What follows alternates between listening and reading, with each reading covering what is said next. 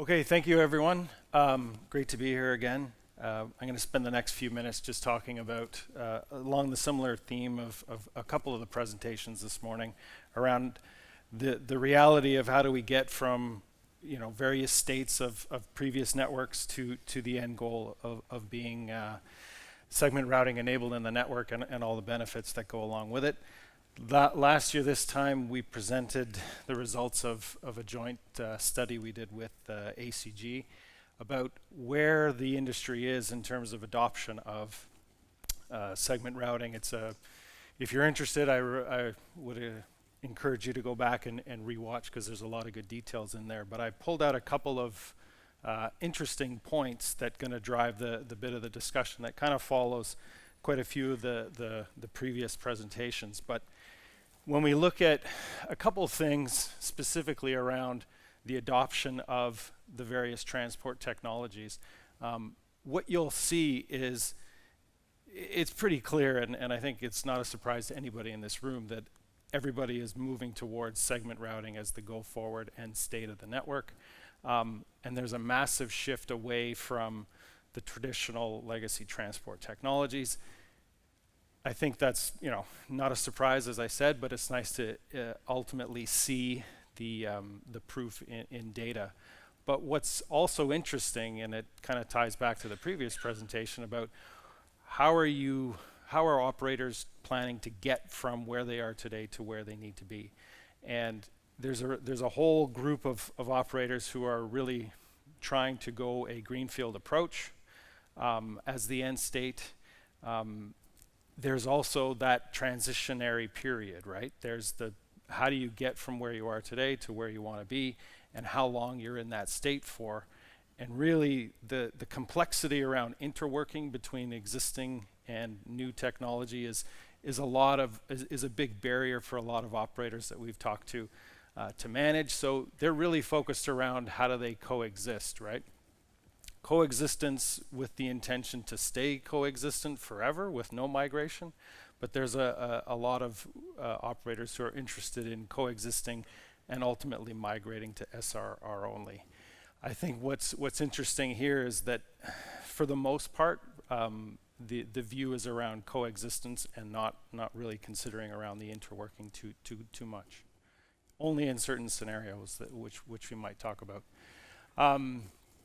The other area is around traffic engineering. So initially very heavily favored SRTE and a centralized controller-based approach. A lot of the discussions we've been having recently with operators is around how to use FlexAlgo to simplify their traffic engineering. And what that's almost done is it's kind of expanded the scope of which operators are actually looking at SRTE. Traditionally, traffic engineering and ultimately end-to-end controller base was reserved for operators that have the broader skill set and the workforce to be able to implement something like that and the expertise. But introducing FlexAlgo kind of expands the scope to a broader set of operators and even tier 2, tier 3, and even enterprises. So that's one of the interesting trends that we've been seeing in the discussions we've been having throughout this past year. And I think the bottom, I think we touched on it, or one of the previous ones talked about SRv6 adoption and initially uncompressed SID and how everybody seems to be moving towards compressed. But the reality is even in deployments that are based on uncompressed, you need to have that support, the dual support, in order to do an easy migration towards compressed. So, I'm not going to spend time on this slide because I think majority of the previous presentations covered all of this stuff about I think there's probably, if you go back, there's various instances of this exact slide in previous sessions. But the real key that I wanted to highlight is that where you're going to, and if it's SRv6, there's some clear things that are built in there. And I think the first presentation of the day really hit on the scaling aspect of it and why SRv6 is really being the end state for a lot of really large scale opportunities and large scale networks, just because of the ability to scale efficiently.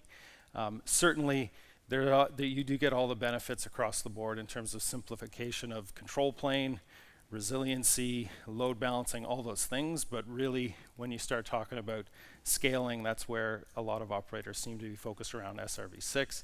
And really, I think this is already brought up in a couple presentations, but the ability to summarize. So the ability to reduce the amount of advertisements between the various levels within your IGP, really reduces the overall table sizes of the discrete areas, improves the overall efficiency, allows you to deploy potentially lower capable platforms in the adjacent regions, because you don't need to invest in as higher powered platforms because you don't have to handle the same amount of scale.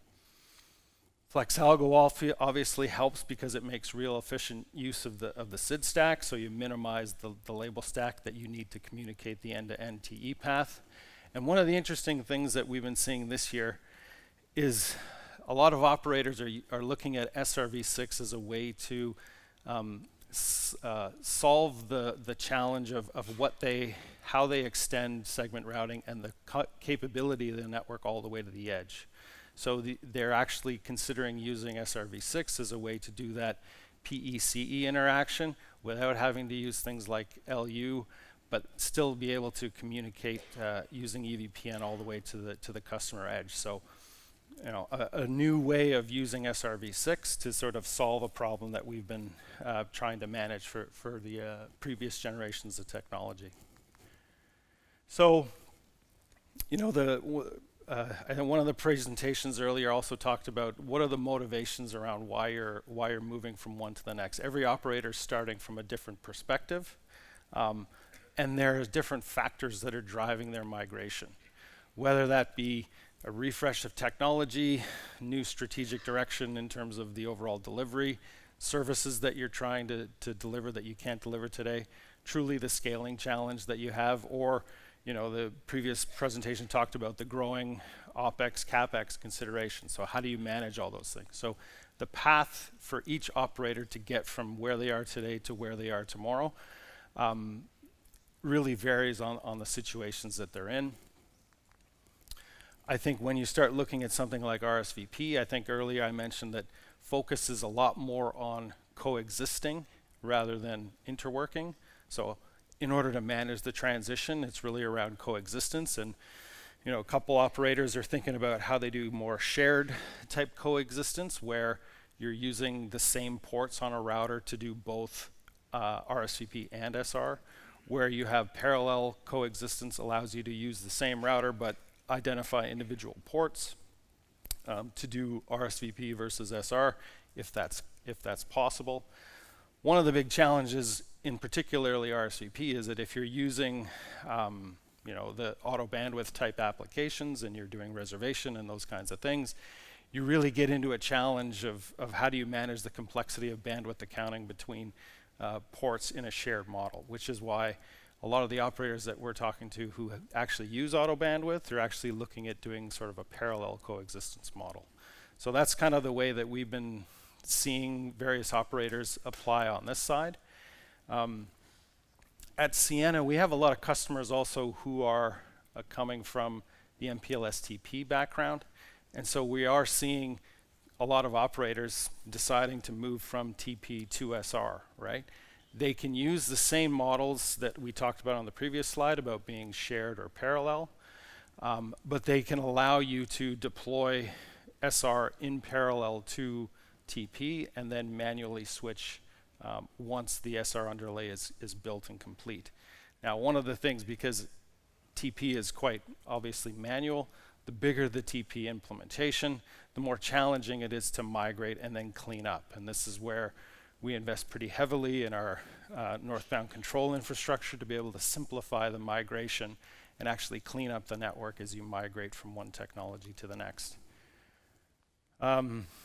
LDP, again, we have a lot of operators who are using LDP. Again, you can apply the same concepts of both shared and parallel coexistence. We see a lot of operators that are using a very nice transition is actually from LDP to SR, just because natively they're very compatible. And so we're seeing a lot of operators moving it that way, and they potentially use LU as an intermediary step. But this is the one area where we do see a few operators looking at interworking, right? And this is more in the brownfield scenario where they're using a mapping server. And this is where you have to manage that, the previous talk about IGP versions and managing one to the next. That is a concern for a lot of these operators because majority of customers who are deploying SR, at least that we're working with, are really focusing on ISIS, and potentially their OSPF implementation was what they used LDP for, so they're using this as a way to kind of grow from one to the next. I think the challenge here is that in idea it works well, but in practice it's more challenging when you start considering how redundancy works in scenarios like this, and how to make sure that mapping state gets preserved across different mapping servers. So in practice it presents some unique challenges. But one of the interesting things that we are seeing, and I think the first presentation of this morning talked about it, is we're actually starting to see not just migration from the previous technologies, but migrating or coexisting between SR MPLS to SRv6, right? A lot of the points about scale, exhaustion, service flexibility, all of these things are driving even early adopters of SR to consider how do you move from SR MPLS to SRv6. And I think there's a maturity gap that's been closed, and that was highlighted in the first presentation. There was also a discussion around technology support. So, the new refreshes of technology and the silicon that's being used, all now, any new network that's going in is SRv6 capable. So it's the maturity and the technologies are there. And it also, IPv6 creates a few more options for how to migrate simply. We have some customers who are actually looking at how they're going to migrate, and they're going to do it almost in a ring by ring fashion, where they're SR MPLS today, they're going to move to SRv6 overnight effectively, and just ring by ring, and still use IPv6 in the middle in the transport to connect the individual rings together as an interim step. So you still use the same techniques that we could use for managing things like RSVP and LDP coexistence, and they would apply here, but it's a little simpler in the way that you can use individual instances of IGPs to be able to manage that coexistence in a relatively simple way. One of the other things that a lot of discussion around some of the limitations and overcoming the limitations of adopting SR and SRv6, and hasn't really been touched on today, but it's really around how to do that end-to-end SLA management and provisioning of services using a differing options. So our survey showed that between BGP car and BGP classful transport, there's obviously preference, at least from an operator perspective in terms of reporting, that they're looking at BGP car as the way forward. We're still obviously in the standards process there, but that seems to be the way. Really what that's allowing us to do is still retain all of the network resource efficiency and the inter-AS transport and maintaining SLAs across the board, but it's done in a way that evolves with the way we're evolving the various technologies at the underlying level as well. So with that, I think what I wanted to conclude here is that, reiterating some of the similar themes that everybody else was presenting this morning, is that all the operators in this room are probably at various stages of migration. I think the maturity of the technology has gotten to the point now where we are providing a lot of the tools and the methods that are going to simplify the migration, but it's no one size fits all. And the previous session talked about the complexity and the time that it takes to do some of these things in some of the really large networks. So they are going to be, every operator's journey is going to be a little bit different.